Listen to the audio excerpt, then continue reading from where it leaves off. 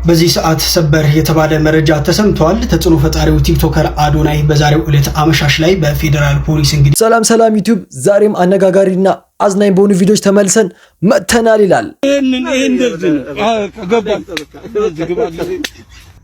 አረካሽ ወላሂ ለዚህ ቻናል እዚህ አዲስ ከሆናችሁ ሁላችሁም ይሄን ቻናል ሰብስክራይብ አድርጉ። ፈልጊው ነው አስቸኳይ ነው። ይሄ ቪዲዮም ወደ ብዙ ሰው እንዲዳረስ ቪዲዮ ላይክ በማድረግ ጀምሩ። ወደ ቪዲዮ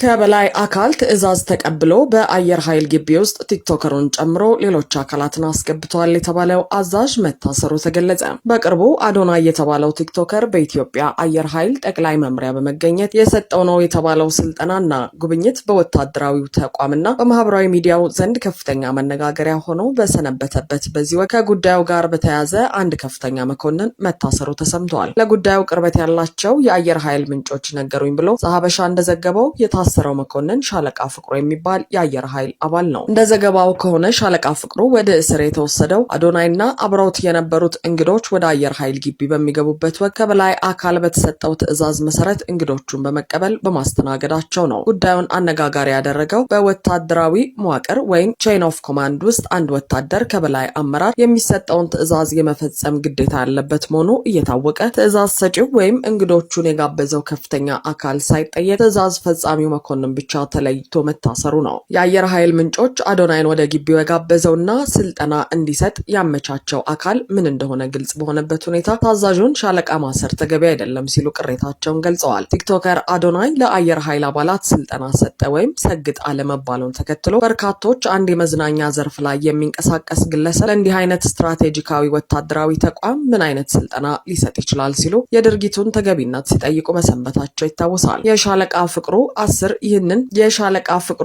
ይህንን ውዝግብ ተከትሎ የመጣ የማስተባበያ እርምጃ ሊሆን እንደሚችል ግምቶች እየተሰጡ ሲሆን የአየር ኃይል አመራሮች በጉዳዩ ላይ እስካሁን ይፋዊ መግለጫ አልሰጡም። ሆኖም ይህ የአየር ኃይል ውሳኔና አነጋጋሪነት የተቋሙን ብቻ ሳይሆን የብልጽግናን ውድቀት በይፋ የሚያሳይ ነው። የብልጽግና ሹማምንትም የየትኛውም ጉዳይ በማህበራዊ ሚዲያ አነጋጋሪ ይሆናል፣ ትኩረት ይስብልናል ብለው ካሰቡ ከመጠቀም ወደኋላ እንዳይሉ ማሳያ ሲሆን ጉዳዩ ባልፈለጉት አቅጣጫ ሲሄድ ግን እርስ በርስ በመካካድ ወደ ኋላ እንደማይሉ ያመላክተ ነው። በዚህም አንድ ትልቅ የነበረና በብልጽግና ዘመን ደግሞ የራሱን ሕዝብ የሚጨፈጭፍ ተቋም ዛሬ ላይ በአንድ ቲክቶከር ምክንያት ሲታመስ ማየት በሀገር ላይ የተፈጠረ ያለውን ውድቀት በግልጽ ያሳየ ነው። ዘንድሮ ሸቤ የምትገባበት ምክንያት ራሱ ከበድ ብሏል። ዝም ብለህ ነው የምትወረወረው ወደ ሸቤ። ቃል የገባውን ነገር ፈጽመው ለአንተ ቀላል ሊሆን ይችላል። ስንፈተ ሞቲቬሽን ይላል። ያልገባለ ሰው ደግሞ ብዙ ነገሮች አሉበት። መጠበቅ አለ።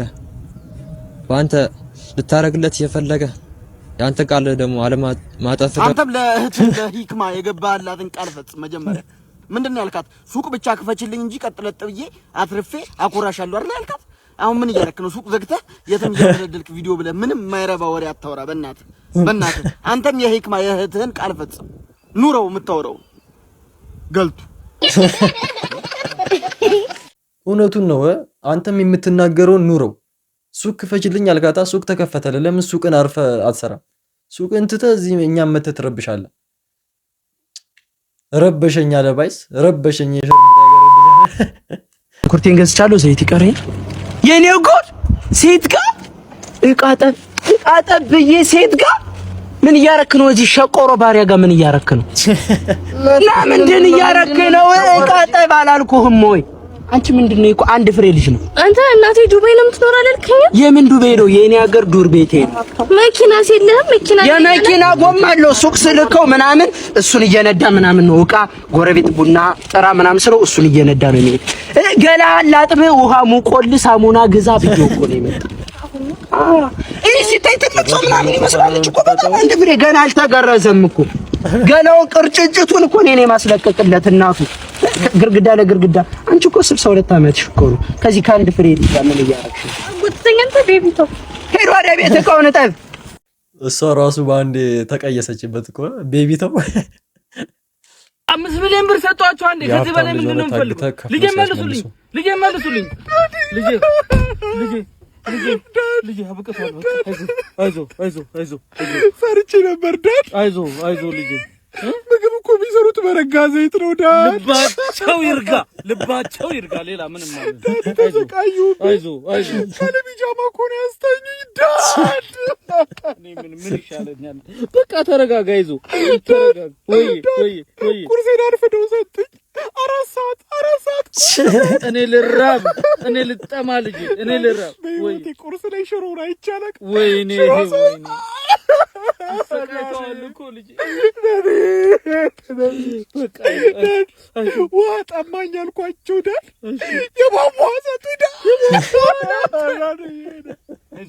ፈርቼ ነበረ ዳድ። አይዞ ፉድ ፖይዝን ይዘኛል ብዬ ፈርቻ። I'm afraid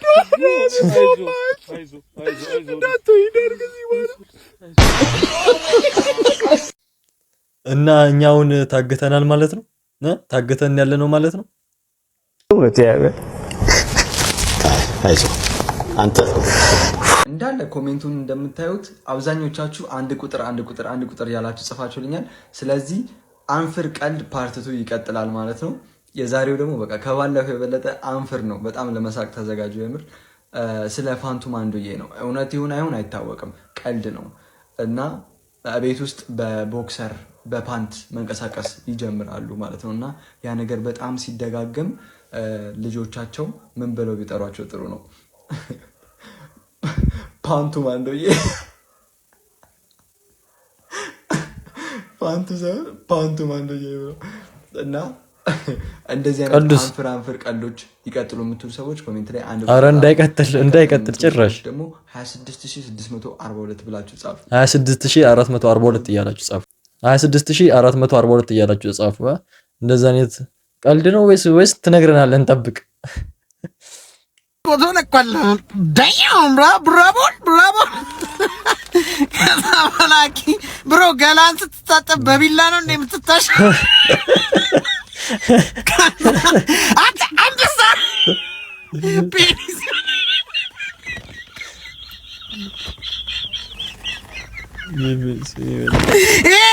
የቤቲ ወይ የባምቢና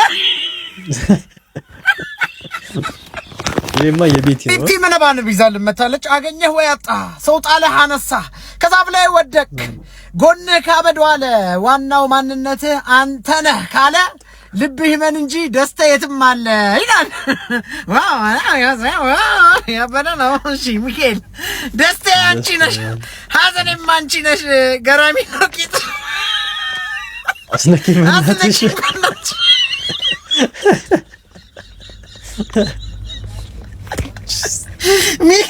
ለሁላችንም እንደገጠምሽው። እነዚህ የፌስቡክ ላይ ጭውዎች ናቸው። ከፖስት ኮሜንት ምናምን ደረሰ አይደል አባዬ? ቀጣይ ሳምንት ደግሞ ጨምሬ ልካለሁ። ደርሶኛል። እኔና አንዱን ሽብኝ እኮ ብቻሽን ሆንሽብኝ። አስቢው መንታ ብትሆኝ አንቺ የተረገስሽ ቀን በርትቼ ሁለት ተባረኩሽ። ምን አለበት? እኔ ያለሁልህ አባዬ አታስብ። ሰውማ በወንድ ልጅ ነው የሚያልፍለት። ታውቂያለሽ፣ እኔ ወንድ ልጅ የለኝም። ከኩይሳ መሀል ነው አንቺን ያገኘሁሽ። እንጨት ነው የወለድኩት ወንድ ልጅ ብዬ ታውቂያለሽ። ኧረ አባዬ እንደዛ አይባልም። ተው ይሰማዋል። አይ መሰማት ቢሰማውማ ይኸውልሽ ለዘመን መለወጫ ይላክሽልን የገዛሽልን ሙክት አርደን እና እናትሽ ጥሪያን በላም ታውቂያለሽ። ክትፎና ጥብሳ ጥብሱን በልተን ጥሪውን አይኑ እያየ የደረበውን እኮ ነው ሻኛ ምትያለሽ ምን ትያለሽ ሰብስቤ ለቡቺ ለመቻል ፊት ለፊቱ አይኑ እያየ ሰጠሁት። እንግዲህ ከውሻ በታች አድርጌው አሽሙር ካልገባው ለውሻ ቅድሚያ ከሰጠው አስቢው። እኔ ቤቱን ነው ምነከለ ወይ ጎዳኸኝ። ግን ያሰራሽውን ኮለን በይው እኮ አይሰማውም። ጎዳው። ኧረ አንተ ሰውዬ ልጁን በየቀኑ እየጨቀጨቀው ተው። ይታይ ቆይ መልደውል እስኪ አባ ና እስኪ አይ አይደለም እንደሱ አይደለም መሄድ ነው። ታዲያ ጃኬትህን ያዛ። አይፈልገኝም አይደለም ቆይ መሄድ ነው እና ሹራብ የሚያዛ ጎዳና እኮ ነው የምትሆነው። ከዚህ በኋላ አይፈልገኝም ዶላሩን ከዚህ በኋላ አይጋራንም ነው።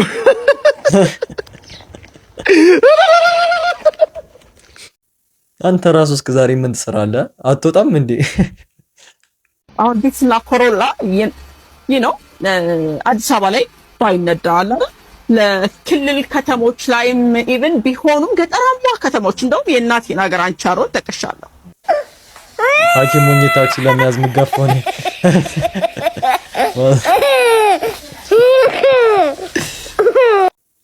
ገና መቼ ገዙና ነው መኪና ከአዲስ አበባ የሚወጣው? ያለችውንም አውጥታችሁ አስፋልቱን ባዶ ልታረጉት ነው? አስሜ አውዴት ነው 8ኛ ነው ልደርካ አይደል? እኔ ጀግና አው እባክህ እንታረግ። እኔ እኮ ሚስት በ3 ወሩ በ4 ወራት ወልዳለች። አስሜ ድመት ነው እንዲያገባው እንዴ? ሚስት ምን ጥባት ወላድ እኮ ነው ተበላኩ ነው። እኔማ ወላድ በድባብ ትሂድ እንላለን ብለው ወላድ በድሮን ትሂድ ብለዋት ይሁን እንዴ? በየጊዜው እንደ ድሮን ልጅ የምጥልብ በየመቋ አሰብኩ ነው። አንተ ዘንድሮም ትቀልዳለህ። ቀለድኩ አይደለም ወይ? ደግሞ ልጅ እያለች ምን ሞን ትፈልጊያለሽ ስትባል አየር ወለድ ብላ አሁን ስታድግ አየሩን ትተው ወላድ ብቻውን አዝቢውን ሆዷ ባዶ ሲሆን የራባት እየመሰለ ነው አለ። ዝም ብለህ በቃ አልቸገርከሽ ነው። ታዲያ ምሳሳት ካለፈ በኋላ መጣ ምሳ እንኳን እንዳበላ። ኦኬ አዝሜ አንተ አለ እሷ አለች 8 ልጆች አሉ። በቤት ያለው ደግሞ ስንት ሳህን ነው? 7 ሳህን አውቃለሁ እኮ በምን ታቀርባላችሁ በሚል እሳቤ ነው ለእናንተ አጽፌ እኮ ነው። ጥሩ አሰብክ በዛ አውቃለሁ። በዛ ላይ ወጡ ያልቃል የተሰራው እንደማይበቃ ምናምን አውቃለሁ። ቆሎ እንኳን ካለ የምታቀርቡበት ሳህን እንዳታጡ በሚል ነው መሳሳትን አሳልፌ የመጣው። አይ ለነገሩ እንኳን መጣና ወደ ውስጥ ቆይ ከመግባታችን በፊት ግን እናንተ ችግር ለራሳችሁ አታስ። እኛ ግን እናንተ በወለዳችሁ ቁጥር እየመጣን ለምንጠይቃችሁ ሰዎች ለምንድን ነው ማሳስቡት? እኛ በዚህ ኑሮ ውድነት ምን ይዘን እንምጣ ምናምን ብለን መጨነቅ አለብን አለብን። አይ ተው እንዲማት እላለሁ እንጂ አስሚ እኔ እኮ ግራ የሚገባኝ አንተ አለ እሷ 8 ልጆች ባሉበት ቤት በዛ ላይ ቤታችሁ ስንት ክፍል ነው? አንድ ክፍል ቤት በኩል ነው መታስረግዛት ነው የኔ ጥያቄ። ግራ ግብት ያለኝ እኔ በቃ አይ ተው ለሱ እንኳን የሚሆን ሰዓት ይጠፋል ብለን አይጠፋም። እሺ አሁን 8 ልጅ ደረስክ። ምንድነው የምታበላቸው? ወክ ራሱ እኮ በታበላቸው እኮ ይደክማል እኮ። ምንድነው እስቲ የምታበላቸው? እንትን ፉርሽካ ጀግና እኔ አባታ አብላይ እጂን ያዝ ቆንጆ የደብረ ብርሃን አለቄ ነች። ጠጣ ከዛ ሁሉን እርሳ። አንተ ለዛሬ ቢሆን ሁሉን እርሳ። መርሳት ያለብህ ሰው በተሰክረ ደግሞ 9ኛ ደገማ በል በቃ መዳን ያለብህ ጭዌ ትጠላለህ። ድመት ነው ያገባው።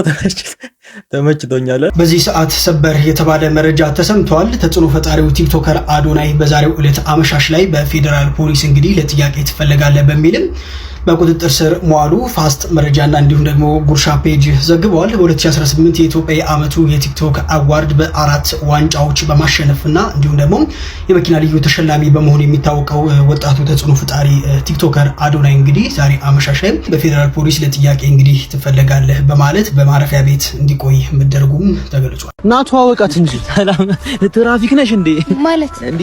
ውበትሽ አስቆመኝ፣ ፈገግታሽ ቀጣኝ፣ አንደበትሽ ፈታኝ እኮ እንዴ። ቀልደኛ ነው ያልኩሽ። ውበቷን ለመግለጽ አይበቃም ቢጻፍ 500 ገጽ የተባለው እኮ ለእንደዛ አይነት ሴት እኮ። እኔ እንኳንም ዘንድሮ ዳቦ ቤት አልኖረኝ እንዴ። እንዴ ኬክ ነሽ ብዬ እኔ ስንቴ ስጬሻለሁ። እኔ እርግጠኛ ነኝ ፈጣሪ እሷን ሲሰራት ማለት ነው ከጎኑ ላይ ያስቀምጣት ነበር። እሷ ግን ጠፍታ ነው ወደ ምድር የመጣችው። በእናትህ ተዋት፣ አስጨነቀት እኮ ነው ጭነቱ ያዘ። አለቃም ታፈስክ እያልኩ እኔ እኮ ቅድም ከሩቅ ስመጣ ስዕል መስለኝ አጋዛ አለቃ ስዕል ገዝቶ ነው እንዴ ምናምን ብዬ እየተጠጓችሁ በመጣው ቁጥር ነው ሰው መሆኗን ያወቅኩት። ሰው ብሎ ዝም የሚገርም እኮ ነው። እኔ ፍቅር ስጠኛል ኮምበር እንዴት አርጋ በቅርቡ አስገባልሻለሁ፣ ችግር የለውም። ምንድነው በቅርቡ አለቃ? እቺን ለመሰለሽ አይደለም ገንዘብ ነፍስ አይሰጥም። ከኔም ቢሆን ተበድረ ቢሆን ስጣት ይመርባት ፏተበል እንዴ ቢያምርባት እኮ ጥቅሙ ላንተም እኮ ነው አይደል እንዴ? ለካ ጥቅሙ ይጋራ ነው አንተ። የወደፊቷ ሚስት ማለት እኮ ነች። ምን አላት 97 ሺህ ብር አለቃ ምን አላት? ገባልሽ የኔ ፍቅር? አው ደርሶኛል። በጣም እንኳን አደረሰሽ። ማን እንኳን ደረሰሽ። ሽንት መጣሽ ሽንት ቤት ነኝ በስንገች ምን አለቃ ምን ነው በጣም እኔ እንደዚህች አይነት በላሜራ 8 አላሰራልህም ከፈለክ። አሁን ቆንጆ ነሽ ምናምን ስትላል ነበር እንዴ? ስላለሽ ነው እንዳይደብረው ብቻ ላይ ዱርዬ ልክ ሲመሽ እኮ እንደ ቫምፓየር እኮ ነው የምትቀየረው። የምትነሳው ፎቶዎች ራሱና ስልክን አምጦ ላሳይ። አይ ተመልከት እኔ አንዳንዴ 3 መንታም ነው የምትመስለኝ።